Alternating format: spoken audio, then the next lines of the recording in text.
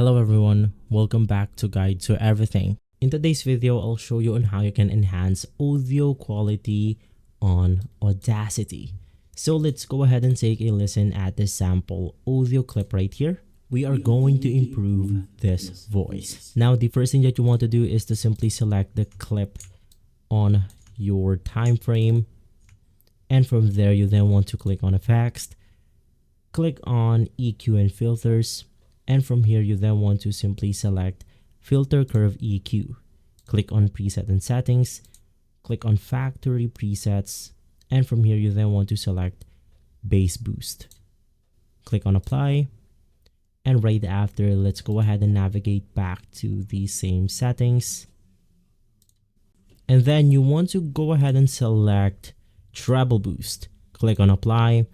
And the last effect that we want to do is to go ahead and once again navigate through EQ and Filters, click on Filter Curve, and then you want to select the low roll off for speech. Click on the Apply button, and from there, we then want to apply one last effect. So just click on the volume and compressor, click on the compressor settings, and from here, we then have to modify this the way we want to.